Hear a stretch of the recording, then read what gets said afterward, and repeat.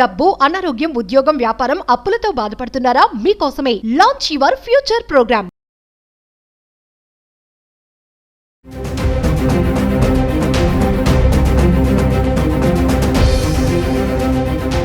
నమస్తే, welcome back to Suman TV. ప్రస్తుతం మనతో పాటు ఉన్నారు consumers affairs committee chairman Mandari Krishna Reddy గారు. నమస్తే సార్. నమస్తే అమ్మా.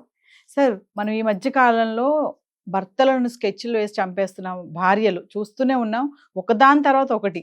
అబ్బాయిలు అయితే పెళ్లి అంటేనే భయపడుతున్నారు. అమ్మో పెళ్ళొద్దు, ఏమొద్దు, ప్రేమిస్తేనేమో తల్లిదండ్రులు చంపేస్తున్నారు, పెళ్లి చేసుకుంటేనేమో భార్య చంపేస్తుంది, భయపడుతున్నారు. సో రీసెంట్గా మళ్ళీ ఏంటంటే జోగులాంబ గద్వాల్లో ఇన్సిడెంట్ ఏంటంటే బలవంతంగా పేరెంట్స్ అమ్మాయికి పెళ్లి చేశారు.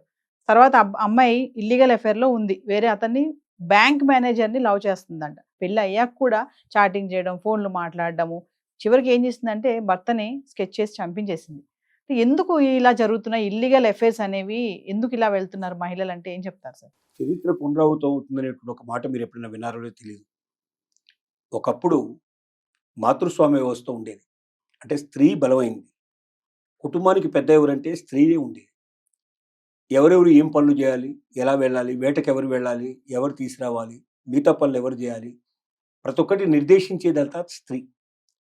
అంటే ఆ తల్లి వల్ల బిడ్డలు పుట్టారు కాబట్టి, ఆ తల్లి బిడ్డల్ని పెంచింది కాబట్టి, ఆ తల్లి ఏం చెప్తే అది చెయ్యాలి.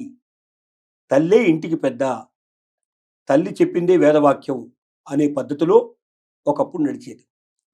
తర్వాత ఏమైంది, మాతృస్వామ్య వ్యవస్థ కాస్త పితృస్వామ్య వ్యవస్థ కింద మారింది. కారణం ఏంటంటే స్త్రీ రెండు సందర్భాల్లో బలహీనురాలు అవుతుంది.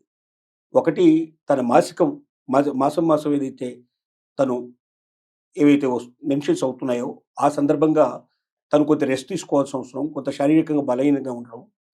రెండోది, వేటకు వెళ్ళడం అనేది చాలా, స్త్రీ కన్నా పురుషుడు ఎక్కువగా బలంగా ఉండగల వేటకు వెళ్ళడం. మూడోది, గర్భిణి అయిన తర్వాత స్త్రీ బిడ్డను మోసేటప్పుడు తిరిగి బిడ్డను కన్న తర్వాత కనీసం 6 months దాదాపుగా రెస్ట్ తీసుకుంటే కానీ తిరిగి వేటకు వెళ్ళలేని పరిస్థితులు ఉంటాం. ఇవి ఆసరా చేసుకొని నేనే వేటాడి తీసుకురాగలను కాబట్టి, ఎవడు ఎక్కువ వేటాడతాడో, ఎవరైతే ఆహారం తీసుకొస్తారో వాళ్ళు మాత్రమే ఇంటికి పెద్దగా ఉండాలని బలవంతంగా తన శారీరక శక్తితోటి స్త్రీని అణచివేసి పురుషుడు ఇంటి పెద్ద అయ్యాడు. మీరు గతంలో చూస్తే మహిళల్ని కొట్టి చంపడం, గృహహింస చేయడం, తగలబెట్టడం, నవవధువు, ఇలాంటివన్నీ చాలా సహజంగా ఉండేవి. ఆ వార్తలే రోజు మనం చెప్పుకుంటూ పోయేవాళ్ళం. ఇప్పుడు రివర్స్లో నడుస్తుంది. అంటే చరిత్ర పునరావృతం అవుతుందనే పరిస్థితిలో ఇప్పుడు మళ్ళీ స్త్రీ తన శక్తి సామర్థ్యాలు పెంచుకోవడం, ముఖ్యంగా ఒకటి, ఆర్థికంగా స్వాతంత్రం సంపాదించడం అనేది స్త్రీకి మొట్టమొదట పట్టు. ఎప్పటిదాకైతే పురుషుడి కింద ఆధారపడి ఉంటుందో, పురుషుడు తెచ్చేటువంటి సంపాదన మీద ఆధారపడి స్త్రీ ఉన్నంత కాలం పురుషుడు ఏం చెప్తే అది వినడం, పురుషుడు చివరికి హింసకు సిద్ధపడ్డా కూడా భరించేటువంటి స్థితిలో స్త్రీ ఉండింది. కానీ ఇప్పుడు ఆల్మోస్ట్ ఆల్ పల్లెటూరులో చూసినా కూడా మగవాడితో సమానంగా కూలికి వెళ్ళి అతనెంత సంపాదిస్తున్నాడో అంత సంపాదించే పరిస్థితి ఆడవాళ్ళకు కూడా వచ్చింది. అలాగే చదువుకున్న వాళ్ళలో కూడా ఎక్కువ మంది ఉద్యోగాలు చేయడం వల్ల కూడా సంపాదన అనేది వస్తుంది. గృహిణిగా ఉండేటువంటి వాళ్ళు చాలా తక్కువగా ఉన్నారు, మిగతా వాళ్ళందరూ ఎక్కువ భాగం సంపాదనలో ఉన్నారు.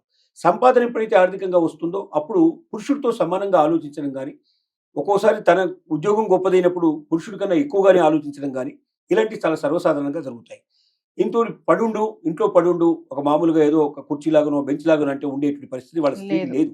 స్త్రీ కూడా ఆలోచనలు పెరిగాయి. ముఖ్యంగా టీవీ, తర్వాత ముఖ్యంగా మొబైల్ ఫోన్ లోపల ఇవాళ ప్రపంచం అంతా తన చేతిలో ఉన్నప్పుడు ప్రపంచంలో ఏం జరుగుతుందో ప్రతి ఒక్కటి గమనిస్తుంది. ఏ దేశంలో ఏం జరుగుతుందో అన్ని తెలుసుకున్న తర్వాత కుక్కిన పేరులాగా ఉండడం, పడినట్టు శవంలాగా ఉండడం అనేది స్త్రీకి సాధ్యం కాదు. అయితే ఇది మంచికి దారితీస్తే మనందరం సంతోషించేవాళ్ళం, కానీ చెడుకు దారితీస్తున్నాయి. ఒక రకమైన రివెంజ్ పత్రులు నడుస్తున్నాయి. ఈ వరుస సంఘటనలు ఈ నెలలోనే మనం దాదాపుగా 10-12 పెళ్ళైన 15 రోజుల్లోనే నవవరుడు భార్య చేతిలో అని చెప్పి, నవవధువులు ఇంతకుముందు వరుడు బదులయ్యే పరిస్థితులు ఏర్పడ్డాయి. దాంట్లో ముఖ్యంగా మన జరిగిన సంఘటనలు కూడా తీసుకుంటే, గద్వాల మనకు జోగులాంబ గద్వాల అన్నాం, ఇప్పుడు జిల్లా పేరు మార్చారు. గద్వాల జిల్లాలో తేజేశ్వర్ అనేటువంటి ఒక సర్వే, అంటే క్వాలిఫైడ్ సర్వేయర్ అంటారు. అంటే ఏదైనా భూములు కొలవడం కానీ, వ్యవసాయ భూములు ఇట్లా ఉంటాయి, ఇళ్ల స్థలాలు కానీ, వ్యవసాయ భూములు కానీ సర్వే చేసి ఆ సర్వే రిపోర్ట్ ఇస్తారు. అలాగే బ్యాంకులకు ఏదైనా కావాలంటే కూడా సర్వే చేసేటువంటి అవకాశాలు ఉంటాయి. అంటే బ్యాంకు లోన్ వచ్చినప్పుడు సర్వే చేసి అక్కడ రేట్లు ఏమున్నాయని తెలుసుకొని ఈ రేట్ల ప్రకారంగా ఇది గవర్నమెంట్ రేటు, ఇది మనం మార్కెట్ రేట్ అనేటువంటి దాన్ని Yes. వివరంగా చేసి చెప్తారు. వీటి కొంత ఛార్జ్ చేస్తారు, వాళ్ళు డబ్బు తీసుకుంటారు. ఇలాగా ఈ సర్వేస్ని బ్యాంకులు కూడా పెట్టుకుంటాయి, కొన్ని ఫైనాన్షియల్ ఇన్స్టిట్యూషన్ కూడా పెట్టుకుంటాయి. ఇలాగ ఆర్థిక వ్యవహారాల్లో కొంచెం అతను డబ్బు సంపాదించే అవకాశాలు ఉంటాయి. గవర్నమెంట్ కూడా చాలా సందర్భాల్లో వాళ్ళని ఉపయోగించుకోవడం జరుగుతుంది. కొంతమంది గవర్నమెంట్ సర్వేయర్స్ కూడా నియమించుకుంటాయి. ఇలాంటివి జరుగుతూ ఉంటాయి. అలా సర్వే చేయగలిగే కెపాసిటీ ఉన్నటువంటి క్వాలిఫైడ్ సర్వేయర్ అనేటువంటి వ్యక్తి బలయ్యాడు. అతను ఏం చేశాడంటే కర్నూలులో ఒక సంబంధాన్ని తను పెళ్లి చేసుకోవడం జరిగింది. ఒక యువతిని పెళ్లి చేసుకున్నాడు. ఆ యువతిని పెళ్లి చేసుకునే ముందే ఇష్టాలతో కూడా తెలుసుకున్నారు. మీకు ఇష్టమైన ఈ అబ్బాయిని చేసుకోవడం అంటే ఆ అమ్మాయి ఇష్టము అని చెప్పి స్పష్టంగా చెప్పిన తర్వాతనే మ్యారేజ్ చేశారు. ఆ అమ్మాయి తల్లి బ్యాంకులో పనిచేస్తోంది. ఒక బ్యాంకులో పనిచేస్తుంది, ప్రభుత్వ రంగ బ్యాంకులో పనిచేస్తూ ఉంది. ఆ బ్యాంకు మేనేజరు ఈ అమ్మాయిని లొంగ తీసుకోవడం జరిగింది. అది తర్వాత తల్లిదండ్రులకు తెలిసింది, ఆ విషయం తల్లికి తెలిసిన విషయం తెలిసిన తర్వాత అతను ఒప్పించింది, మెప్పించింది. ఎలాగైనా నువ్వు ఆ మేనేజర్తో సంబంధం పెట్టుకోవడం ఇల్లీగల్ అవుతుంది, అతనికి ఆల్రెడీ మ్యారేజ్ అయింది, అతను నేను పబ్లిక్గా లైఫ్లో ఎక్కడ కూడా నేను చెప్పుకోవడానికి అవకాశం లేదు, నీ జీవితం అంతా ఎంతసేపు ఇలాగే 4 గోడల మధ్యనే జరిగిపోతుంది తప్ప అంతకన్నా నీకు జీవితం ఉండదు, నీకు పిల్లలు పుట్టినా కూడా వాళ్ళకి ఏ రకమైనటువంటి విలువ ఉండదు, కాబట్టి నువ్వు మ్యారేజ్ చేసుకుంటే నీ జీవితం బాగుపడుతుందని చెప్పి అన్ని రకాలు చెప్పి ఒప్పించింది. ఆ అమ్మాయి తాత్కాలికంగా ఒప్పుకుంది కదా అని మ్యారేజ్ చేశారు. మ్యారేజ్ అయిన కొద్ది రోజుల్లోనే, ఒక వారం రోజుల్లోనే దాదాపుగా ఇంతే, అంతకన్నా ఎక్కువ టైం పట్టలేదు. ఆ అబ్బాయి 5-6 రోజులు కనబడలేదు ఎవరికి. అతని ఫోన్ కూడా బంద్ అయిపోయినాయి. చివరికి అతను తేలింది ఎక్కడంటే పాణ్యం లోపల ఎక్కడో శవమై తేలాడు అక్కడ. అరే ఇది ఏం జరిగింది, ఎలా జరిగింది అని ఆలోచించినప్పుడు ఈ అమ్మాయి కాపురానికి వచ్చినప్పుడు కూడా ఇంకో అత్తగారు గమనిస్తూ ఉంటే గంటల తరబడి మాట్లాడుతుంది, ఫోన్లు గంటల తరబడి ఎప్పుడు ఫోన్లోనే ఉండేది. సహజంగా ఎలా ఉంటుందంటే ఇల్లీగల్ కాంట్రాక్ట్స్లో ఉండే వాళ్ళకి ఒకరి మధ్య ఒకరికి బంధం తెగిపోకుండా ఎక్కువగా మాట్లాడుతూ ఉంటారు. అదొక సింబల్ నేను చెప్పాలంటే. ఎందుకంటే అంటే నేను ప్రత్యక్షంగా నీ ముందర లేకపోయినా పరోక్షంగా నీతో సంబంధం కలిగి ఉన్నానని చెప్పుకోవడానికి. ఇప్పుడు ఇల్లీగల్ కాంట్రాక్ట్స్ ఎట్లా ఉంటాయంటే ఎప్పుడు తెగిపోతాయో తెలియదు. కాబట్టి బంధాలు బలంగా ఉంచుకోవాలన్న తాపత్రయంలో ఏం చేస్తారంటే ఎక్కువసేపు మాట్లాడే ప్రయత్నం చేస్తారు. అంటే తన ధ్యాస తప్ప, తన ఆలోచన తప్ప ఇంకొకరికి రానివ్వకుండా ఉంచడానికి స్త్రీ పురుషులు ఇద్దరు ప్రయత్నం చేస్తుంటారు. ఇది ఒక సింబాలిక్గా చెప్తారు. సైకాలజిస్టులు చెప్పేటువంటి మాట ఏమిటంటే ఎక్కువసేపు మాట్లాడుతున్నారంటే కొత్త పరిచయాల్లో ఇది సాధ్యం అవుతుంది. ముఖ్యంగా శారీరక సంబంధం కలిగిన వాళ్ళలో ఇది ఎక్కువగా జరుగుతుంది. మానసిక బంధాల కన్నా శారీరక బంధం కూడా కలిగినప్పుడు ఏమైతుందంటే ఆ భయం, ఎక్కడ ఆ బంధం విడిపోతుందో, ఎక్కడ తెగిపోతుందో, ముఖ్యంగా ఇల్లీగల్ కాంట్రాక్ట్స్లో ఎక్కువ జరుగుతాయి. భార్యాభర్తలే అనుకుంటే ఏముంది, అది ఇవాళ కాకపోతే రేపైనా భవిష్యత్తులో ఉంటాయి. ఇంకా మ్యారేజ్ కాకముందు కూడా ఇలాంటివి ఎక్కువ జరుగుతాయి. ఎందుకంటే ఎక్కడ ఈ బంధం పోతుందో అనే ఉద్దేశంతో ఎక్కువ గంటలు మీరు బస్సులో చూస్తుంటారు. చాలా మంది గమనిస్తుంటే బస్సు ఎక్కినప్పటి నుంచి బస్సు దిగాక మాట్లాడుతూనే ఉంటారు. వాళ్ళు జోకులు వేసుకుంటూ ఉంటారు, నవ్వుకుంటుంటారు, వాళ్ళని వాళ్ళు రకరకాలుగా కబుర్లు చెప్పుకుంటూ ఉంటారు. ఇవన్నీ జరుగుతూ ఉంటాయి. ఈ కారణాలు ఇల్లీగల్ కాంట్రాక్ట్స్లో ఉండేటువంటి ముఖ్యమైనటువంటి ప్రత్యేక లక్షణం ఇది. ఈ అమ్మాయి కూడా గంటల తరబడి మాట్లాడుతుండేది. అలా మాట్లాడుతూ ఎవరితోటి, ఈ బ్యాంక్ మేనేజర్. ఆ బ్యాంక్ మేనేజర్ యొక్క హస్తం నేను వెనుక ఉందని ఇప్పుడు అందరికీ అర్థమవుతోంది. అతను మాయమయ్యాడు, అతను కనబడటం లేదు, అతని కోసం పోలీసులు గాలిస్తున్నారు. అసలు ముందుగా ఆ అమ్మాయి మీద ఎవరికి డౌట్ రాలేదు, పోలీసులకు ముందు ఆ అమ్మాయి మీద డౌట్ రాలేదు. ఎందుకంటే కొత్త నవవధువు భర్తను పోగొట్టుకున్న బాధలో ఆమెను మనం ఎట్లాగా మనం సందేహిస్తామనే ఉద్దేశంతో వాళ్ళు మిగతా అన్ని ప్రయత్నాలు చేయడం ప్రారంభించారు. కానీ ఎవరు ఎక్కడ కనబడలే, ఎవరు చేయించారు, హత్య చేయించింది ఎవరు అనే విషయం తెలియలేదు. తర్వాత అత్త కొంచెం అనుమానాలు వెలిపించేస్తుంది. ఎందుకంటే భర్త లేనప్పుడు భర్తతో మాట్లాడినప్పుడు కావు అవన్నీ సంభాషణలు కావు. నాకెందుకో నా కోడల మీద కూడా కొంత డౌట్ ఉంది అని చెప్పంగానే ఆ కోడలను వెంటనే వాళ్ళు పట్టుకున్నారు.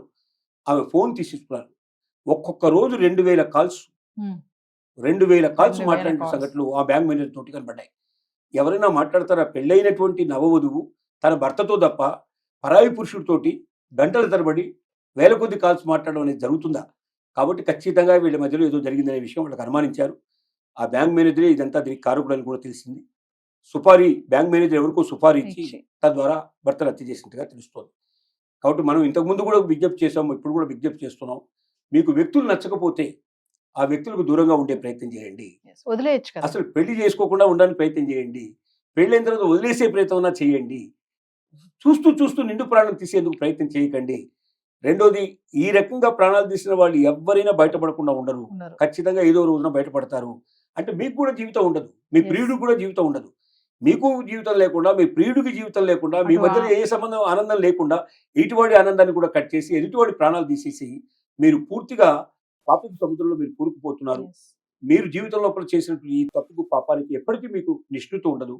మీరు ఒకవేళ ఇక్కడ ఏదైనా శిక్ష పడకుండా మీరు బయటపడ్డా, భగవంతుడి దృష్టిలో మీరు చేసినటువంటి పాపం తప్పు మాత్రం ఎప్పటికైనా మిమ్మల్ని వెంటాడుతుంది. కాబట్టి అలాంటి ఒక చెడ్డ పనికి దారి తీయకండి. ఆడవాళ్ళకైనా మగవాళ్ళకైనా చేతి ఉంది అంటే ఎదుటివాడి ప్రాణాలు తీయడానికి మనకు హక్కు లేదు. ప్రాణం చాలా విలువైంది.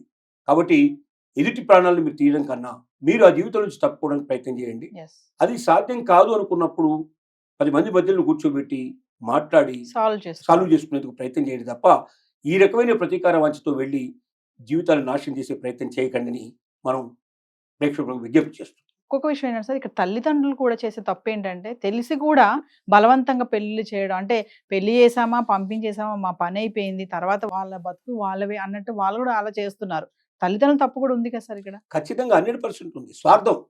నా బిడ్డ సంతోషంగా ఉండాలి, నా బిడ్డ ఆనందంగా ఉండాలి, నా బిడ్డ భద్రంగా ఉండాలి, తప్పు చేసింది నా బిడ్డ, అయినప్పటికీ తప్పును మనం సరిదిద్దాం అంటే ఈ తప్పుని మనం దాచడం కోసం చెప్పి ఒక ప్రాణాన్ని నిండు ప్రాణాన్ని తీయడానికి ప్రయత్నం చేస్తున్నాం. Yes. ఒక ప్రాణం తీయలేదని అనుకుందాం కాసేపు, కానీ ఇంకొకరితో ఇల్లీగల్ సంబంధాలు ఉండే వ్యక్తి మరొక వ్యక్తితోటి జీవితాన్ని సంతోషం పంచుకోగలుగుతుందా?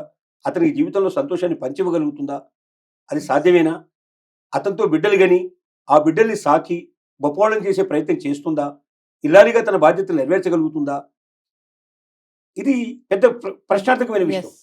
ఒకరినెవరినో ప్రేమించింది, మర్చిపోయింది, అతను దూరం అయిపోయినాడు, తను ఇప్పుడు కొత్త జీవితం కోసం ఆలోచిస్తుందని తనంతట తనే నిర్ణయించుకొని ముందుకు వచ్చి చెప్తే అది వేరే విషయం. Yes. కానీ నేను ప్రేమలో ఉన్నాను, నేను అతనితో శారీరక సంబంధంతో ఉన్నాను అని డిక్లేర్ చేసుకుంటూ బాహాటంగా వచ్చి చెప్తూ ఇంకొక పెళ్లి నాకు చేయకండి, పెళ్లి చేస్తే నేను సుఖంగా ఉండలేను, నేను అతన్ని మర్చిపోలేనని మీకు ఇంత స్పష్టంగా చెప్తున్నప్పుడు చెప్పినప్పుడు కూడా కూడా మీకున్న స్వార్థం కోసం నా బిడ్డ జీవితం బాగుపడాలి, నా బిడ్డ బాగుండాలి, వాడితో ఉంటే ఎంతకాలం ఉండదు, కాబట్టి ఇంకోటికి ఇచ్చి పెళ్లి చేద్దాం, ఇంకోటికి అంటగడదాం అనే పద్ధతిలో మరొక జీవితాన్ని బలిపెట్టడానికి మీరు సిద్ధపడుతున్నారు.